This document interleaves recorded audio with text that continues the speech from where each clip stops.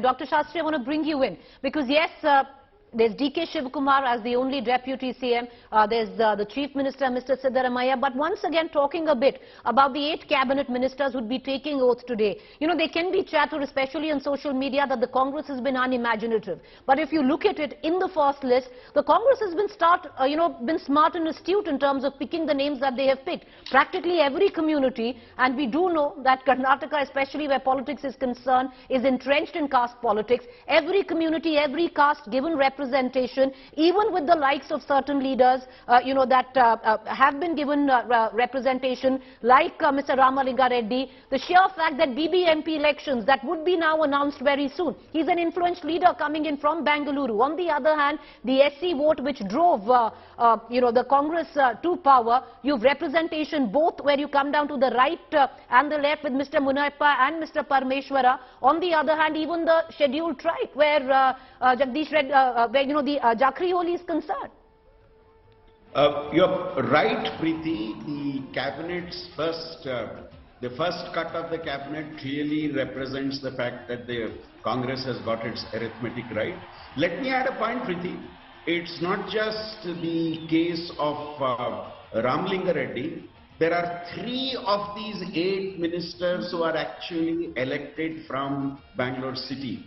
KJ George and Zamir Ahmed are also elected from Bangalore City.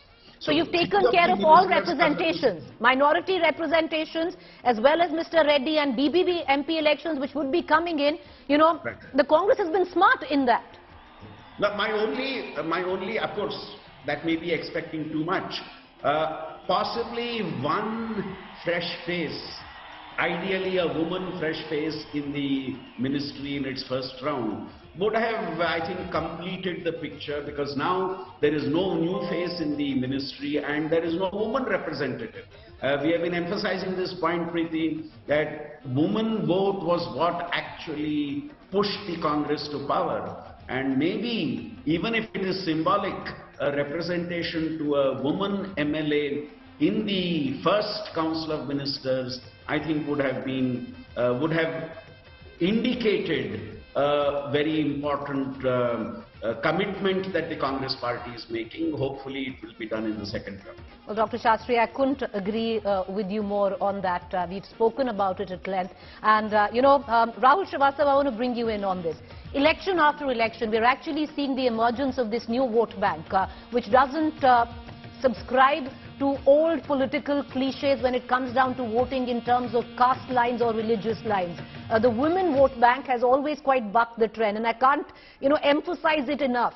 For someone who looks at it, there's never any representation. You're always the kingmaker. You're never quite given, your due place where politics is concerned. All right, live visuals coming in. We're going to continue to get you the latest. Rahul Srivastava. Preeti, when DK Shivakumar wanted to be Deputy Chief Minister, keep the KPCC, what did he do? He protested. In politics, in democracies, in societies, usually nobody relinquishes the space for others. I think this silent vote of which we are talking about, which is kingmaker,